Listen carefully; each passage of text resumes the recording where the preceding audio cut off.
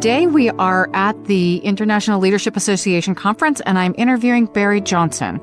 In 1975, Dr. Barry Johnson created the first Polarity Map and set of principles. The mission is to enhance our quality of life by supplementing, quote, or thinking with, quote, and thinking. Barry, welcome. Thank you very much, Maureen. I appreciate having the opportunity to talk. What do you mean by polarities in this and or thinking? Many times when we experience a difficulty, any kind of tension or problem, we automatically assume, let's solve it. I mean, this makes a lot of sense. We do that in grade school all the way through graduate school. We get difficulties and our task is to solve them efficiently and effectively. What this often overlooks is a whole series of issues that are called in the literature paradox, dilemmas, or polarities, in which you have an interdependent pair, I think is the best descriptor.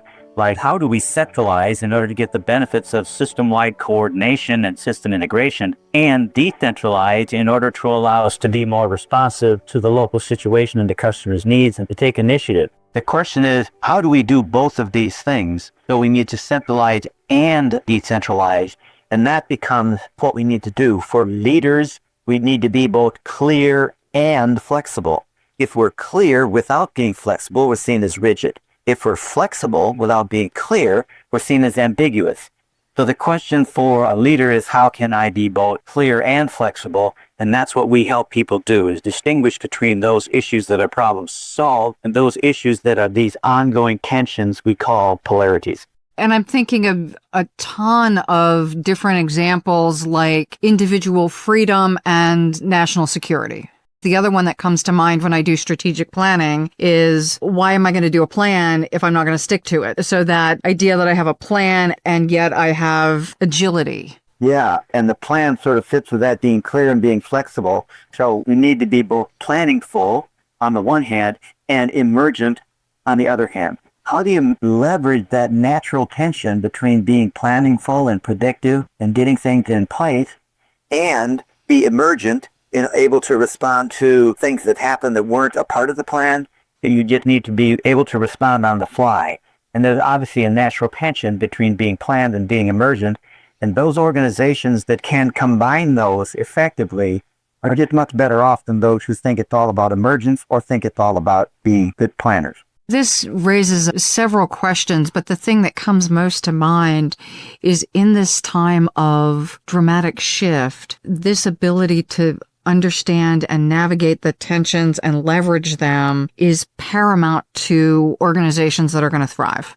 Yeah, absolutely. So the more rapid the change is in the environment or in the settings which the system is functioning, is a nation state or the organization, the more rapidly things are changing, paradoxically, the more useful it is to have some core values, some core centralized coordination efforts to support you as you move through the issue. As a matter of fact, one example of this would be, often we talk about running whitewater as what happens when organizations get in a culture that has a lot of dynamic changes. They say it's like being out in whitewater. And the way they describe that is as if whitewater is dangerous, which at one level it is. It's overwhelming because you've got rocks everywhere in the river, you don't know what's going on.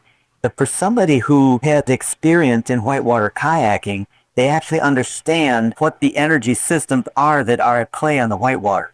They understand that if you see a big rock up ahead, what you know is there's a back eddy behind that rock, and you can slip into that back eddy and sit there with waves on either side that are just roaring on either side of you and just sit and have lunch. But you have to understand how the river works and how this energy system works. And so with turbulent times, analogous to whitewater, if you understand what a whitewater kayaker knows about a river, if you understand how these patterns or energy systems work within the organization and within the culture, then you're just way ahead of somebody who's just doesn't know a thing and is just finding themselves trying to survive going through whitewater. I'm imagining every leader who's listening to this has a sense of those times when we stepped into something, didn't necessarily realize it was whitewater until we got bounced out of the kayak. Right. And our tendency is, when we experience difficulties, is to try to solve it. And what we're suggesting is, when you experience a tension, when you experience a chaotic moment or a lot of turbulence in the system, it's very helpful to just slow down a bit and take a perspective in which you say, okay, Within this, what might be some key polarities that need leveraging, and what are some problems we need to solve? Because solving problems and leveraging polarities is itself a polarity. We need to be able to do both. You know, having been bounced out of a whitewater raft and kayaks on occasion, the only thing that went through my mind is, how do I not die right now? Good to understand how the river works if you're trying to make sure that you don't drown in that river. And one of them, I came back incredibly bruised and unable to wear shoes for a while. So carrying out the metaphor, if we don't understand the energy of the system and we don't have someone working with us who does, it is dangerous. Yes, it's dangerous for the people in the organization, and it's dangerous for the organization in terms of its ability to thrive. In order to thrive, organizations need to leverage polarity. Whether they've ever heard of the word polarity or paradox or dilemma, the research, as you mentioned, is clear.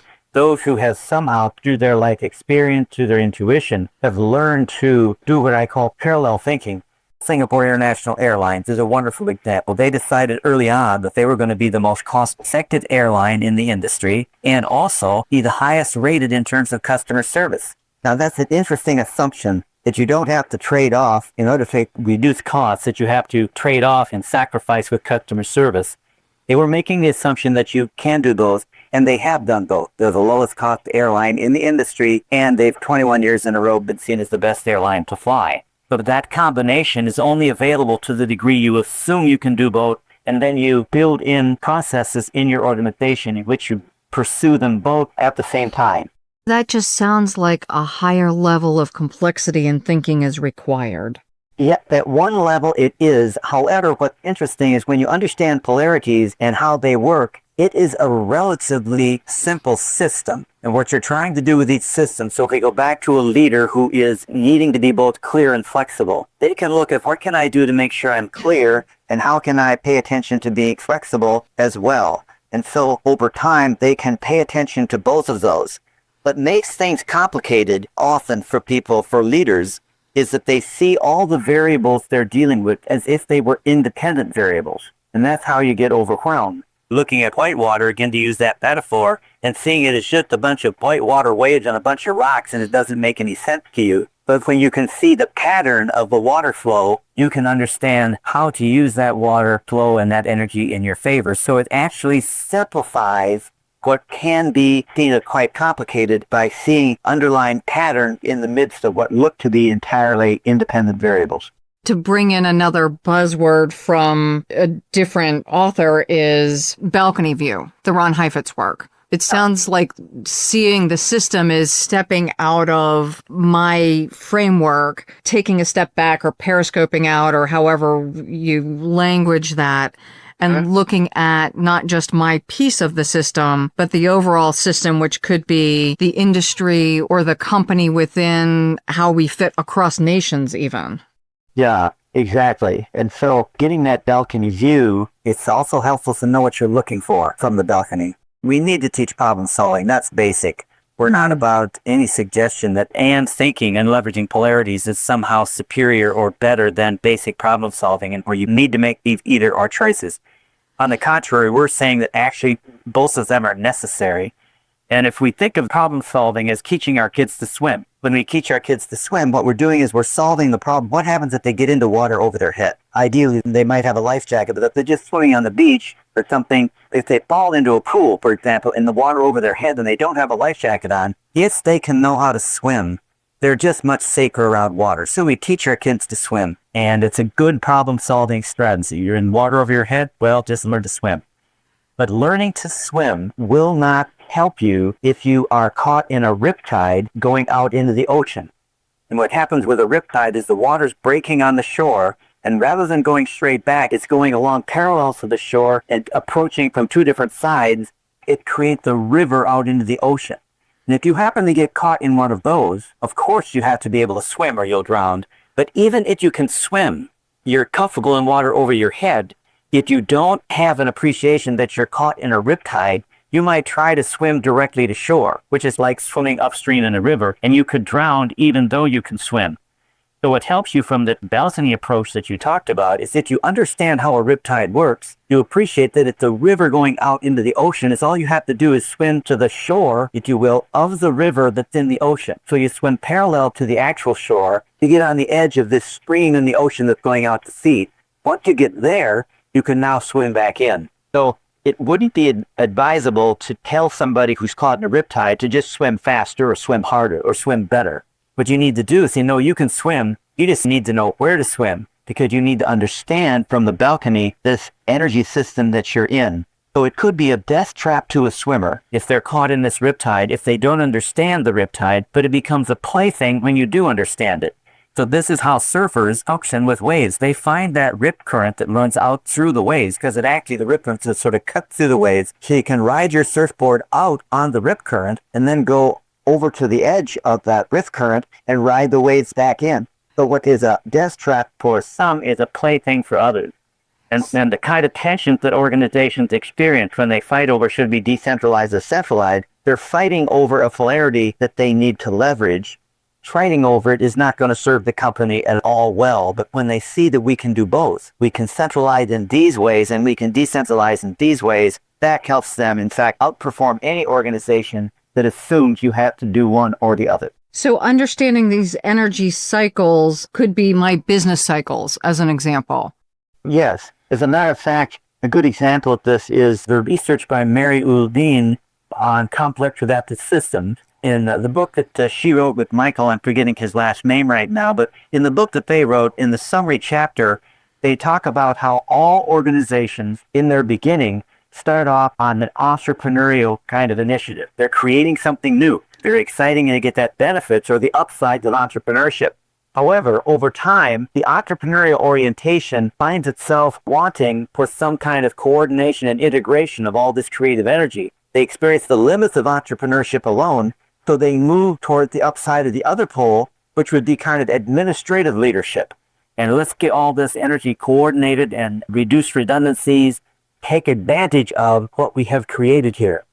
And so you get into this administrative leadership. However, if you focus on administrative leadership over time, you experience the limits of this administrative focus in that it doesn't have good entrepreneurial energy. So you find yourself wanting to move back to the entrepreneurial pole. And the problem that they discovered is that when you move to the administrative pole, what happens is the chief executive officer, the chief financial officer, and the chief operating officer of that company often are brought in because of their administrative strength. So the company gets over-empowered at the top with people who are administrative in strength. As you go to try to move towards re-establishing that entrepreneurial spirit that started you in the first place, the resistance showed up from the administrative folk because their fear is they're thinking either we're going to be administrative or we're going to be entrepreneurial. And so they use their power to stop the company from actually moving toward and re-embracing that entrepreneurial pull. You were talking about the polarity map, and many people haven't seen it. So can you explain the quadrants and the movement and how that might look for someone who's not well versed in your work? You can imagine two poles, two circled, if you will, on a piece of paper. And then if you draw an infinity loop around the two poles, so it crosses between them and it goes around them. So the infinity loop represents this energy system that flows, goes from the downside of one pole to the upside of the other, and then wrapped around it, and you get that downside, and then you get the upside of the other. So a simple metaphor would be inhaling and exhaling. As you inhale, the energy goes to the upside of the inhale full, and you get oxygen. But over time, if you keep inhaling long enough, you experience the downside of inhaling, which causes you to exhale. So you go to the upside of exhaling, which is helpful, but then you get to the downside of inhaling alone, and you experience the limits of that, and you need to then exhale again. So that oscillation goes back and forth, somewhat like inhaling and exhaling. So it's a natural system, and to be healthy, we need to integrate both poles by our movement between them. Yes. So that's the leveraging of tension you talk about. Right. You want to maximize both upside and minimize the downside. Yeah. Can you give the example of how one balances and leverages both ends of those poles to keep the business both running efficiently, but also feeding the entrepreneurial energy into a more structured business? What we would do is we would put entrepreneurial and administrative at the two poles, And then we would work with the client and they would identify what are all the benefits of the entrepreneurial pole of being entrepreneurial? What are all the benefits of being administrative, And then you'd look at what happens if you over-focus on entrepreneurial. What are those downsides, if you will? And what happens if you over-focus on administrative to the neglect of entrepreneurial? And once you create a polarity map, then you can go right in with the client to say, okay, what are we doing or could we be doing as action steps to get the best of the administrative pole? And what are we doing or could we be doing to get the best of the entrepreneurial pole? Then the other steps we look at are, how would you know early that you're getting into the downside of one pole or the other? We call these the early warning. So that allowed you to systematically, as a group, to address how can we get the best of both of these and minimize the downside of each. Intuitively, it makes sense that I would create this map and identify where are we being entrepreneurial. But if I do too much of that, I go off the rails. Where am I being too structured? I hired a COO to help keep me from being too entrepreneurial. But if he and I are not balancing, then we could become too structured. So now I would start to look at the early warning signs for either one of us exerting our energy too strongly without keeping it balanced. Yes, and it's a dynamic balance. That's a good description of what you would do. And the assumption is that you can do both. That's what helps you do it both. You both respect what each brings to the table. You're bringing some entrepreneurial energy, and he or she is bringing some administrative, coordinative energy. And the question becomes, how do we leverage this tension in a way that creates a virtuous cycle between the two of us, rather than a vicious cycle in our fighting with each other? It undermines each of us and undermines our company. I like that example. You've done this globally with several organizations. Can you give some examples? Sure. David Wennergren, who was at the time that I met him, he was the Chief Information Officer for the U.S. Navy. I worked with senior naval officers at the Monterey Postgraduate School, Naval Postgraduate School, and he wasn't a part of a training, but I had dinner with him and some other officers, and we just spent the meal because I was going to be presenting Polarity Thinking the next morning, and so they were asking me questions. He didn't respond at all. He just watched me respond to their questions, and he said afterwards, he said, "Barry, I'm sorry I can't come tomorrow, but I'd like to maybe give you a call." And I said, that'd be great. So about 3 months later, he calls me, and he'd just been promoted to be the Deputy Chief Information Officer for the whole Department of Defense. And he had discovered that he was moving to the Pentagon, trying to get his feet on the ground for his new job. He said, "Barry, we've got two groups that are really at each other's throat," which is often the way polarities show up.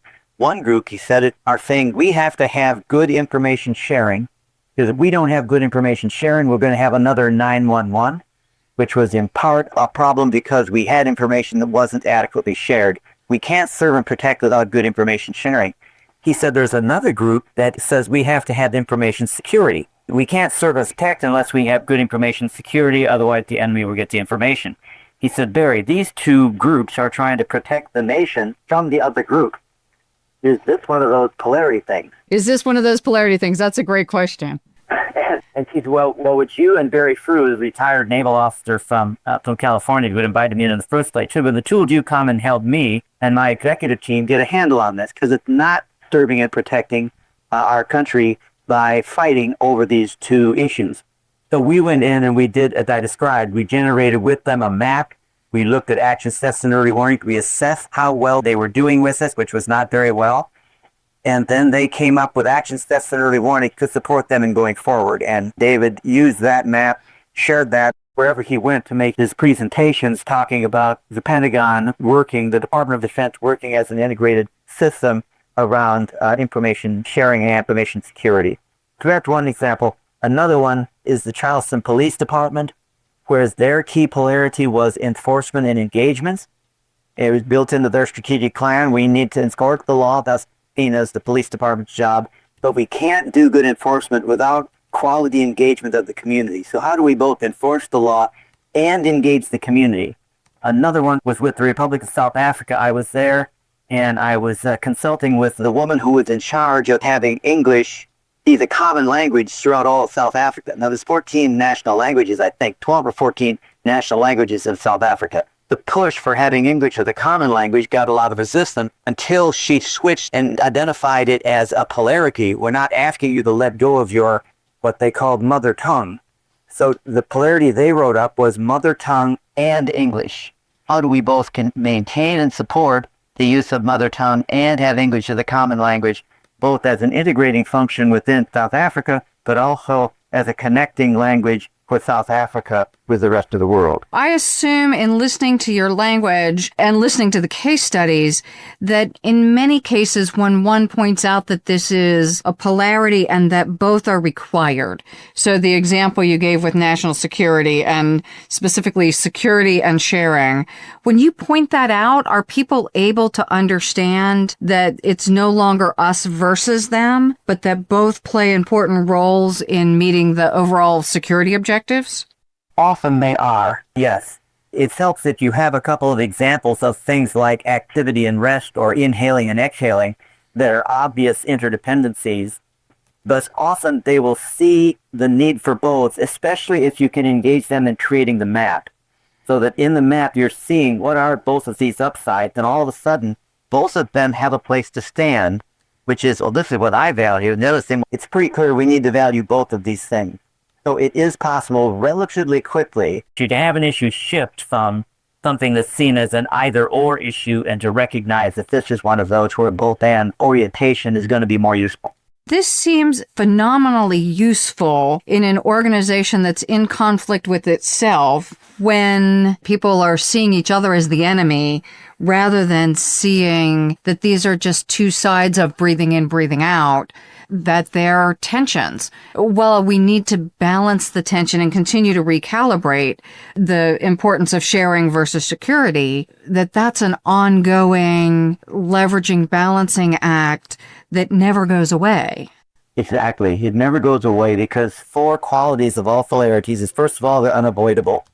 Secondly, they're unsolvable in that you can't choose one pole as an ultimate solution. The other thing is that they are indestructible.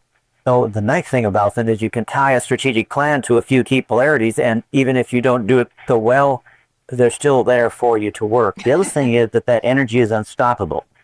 So it's the makings of a revolution if you try to sit on one pole for too long as an organization. You just become vulnerable to a more violent self-correction, but it will self-correct. That's where I need good early warning signs to realize when I'm slipping beyond. And so let's use the information sharing versus information security. If we are not sharing, I'm assuming then there would be a terrorist or bad guy event, and we realize that one agency had the answers and didn't share it with the other.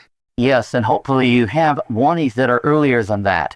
That would be a late warning, those consequences, and you trust the people who are doing this. So I trusted the executive team that was in the room to think, okay, what would early warning look like that we had over-focused on information security to the neglect of information sharing? And it's like, what would be those very early warnings that would let us know that we've been so tight on the security, we haven't neglected adequate sharing and we're in trouble? Understanding the maps seems like important work for leaders, maybe even in the strategic planning process. Yes, absolutely. And one of the things that we try to have people shift from when they start talking about polarity, rather than use versus, we encourage people to use the word and, because it stimulates in the mind the possibility that, well, both of these could happen. When they use versus, it tends to shift people into the assumption of one or the other. We encourage people to use and rather than or versus. You use either of those if you are talking about a polarity. If we think of our political structure, we do this pendulum swing, extreme right, extreme left, and the correction ends up being we miss some of the virtuous stuff and we end up spending a lot of time in the downside. And so part of the gift of this framework is it allows us to avoid the whiplash maneuver and the overcorrecting and overemphasizing time on the negative part. So at this point, then, let's look at the polarity of populism versus globalism and how we're seeing in the US, we're seeing in Germany, we're seeing with the UK, we're seeing Catalonia try to withdraw from Spain as only a few. Can you walk us through on a polarity map what that looks like and things that we as leaders might be able to leverage from that walkthrough?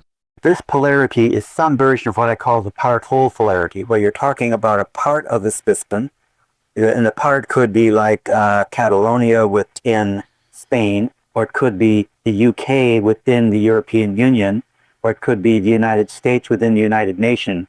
But when you're focusing on the part whole polarity, what parts want is the freedom to express their uniqueness and to take initiative without having to check with the whole. Those who are advocating for the whole, they want to bounce that freedom off with some kind of equality between these parts, make sure they're being treated equally. The uniqueness of each part, the uniqueness of the UK, for example, within the European Union, that uniqueness you want to bounce off with some kind of connectedness. How are we all connected within the European Union? And then the initiatives for a part, the initiatives for the UK, for example, to take initiative without having to check with the European Union, there's a natural tension there between the European Union, which was designed as a way to create some synergy among all the countries in the European Union. So there's a natural tension between those two, and it shows up within the organization between different departments and the organization as a whole. The natural tension between these shows up at every level of system, from within a small organization to a country within the United Nations, for example. We would see that in a company when departments are competing, that marketing wants something and finance wants something else, or divisions, different P&L groups, where we made more profit this quarter and why are we carrying you? Right, or I was brought into a bank, a very large bank, and they wanted me to deal between two departments, which was sales and risk management. And sales is trying to get money, in the community to make money off the money, and risk management is trying to make sure it doesn't go down a rat hole. So they were both trying to save the bank from the other department. So there are these natural tensions. This part whole thing shows up even at the level of the family. So if you think of, in the Judeo-Christian tradition, there's this story of Joseph, 12 brothers, give one brother a special coat and see what happens. He gets sold into slavery. And this is what happens when you over-focus on a part and their uniqueness without paying attention to making sure there's some sort of equity between these parts. So also capitalism, socialism. Exactly. That's the macroeconomic struggle during the whole Cold War between socialism and capitalism, and that fight itself can be seen, to your point, as a polarity that needs leveraging rather than a problem to be solved. And I try to avoid politics, but it's hard to miss that these polarities are playing out all over the place with healthcare and tax, not just in the U.S., but globally. Yes, absolutely. We're dealing with it more or less well. Not that the polarities have been in play all the time. And I think a democracy, for example, a well-functioning democracy is better suited to leveraging polarities than a dictatorship is. Because the problem with a dictatorship is that the dictator, whether it's a dictator of a group or the dictator of an individual, what happens is whatever pole the dictator prefers, those who stand up for the other pole, which is absolutely necessary, can be killed or disappear or whatever. So you end up creating an inability to oscillate back and forth between the two poles. Now, democracies have built-in mechanisms for self-correcting. It's called an election or an impeachment. So without having to cause the revolution, you can self-correct. A democracy that's well-functioning can self-correct around key polarities that the nation-state is dealing with. With democracies, if we are seeing these again as problems to be fixed, then we become entrenched on my guy or my woman needs to win and beat you and keep your people and your policies, more specifically, at bay so we can save the country. And it seems like that's a lot of what's going on right now with this entrenched right and entrenched left, that we're not leveraging the oscillation. And you talk about this, that there's a right and a wrong, and we're both convinced, you call it a false choice. And to each side, we see it as obvious. Of course, you should have voted for my person, and the opposing side thinks that I'm an idiot for seeing it differently. And it's often played out to that extreme rather than looking at the oscillation. So can you say more about this idea of false and obvious choices? Yes. For example, if you look at deregulation and regulation, again, it's a part-whole polarity. We need to deregulate as much as possible to support entrepreneurial initiative, and that's the capitalist side, if you will, entrepreneurial initiative, and free people up to not be burdened by big government. But we also, though, we need to have enough regulations to protect the common good from abuse by those who might concentrate power in that process of the deregulation.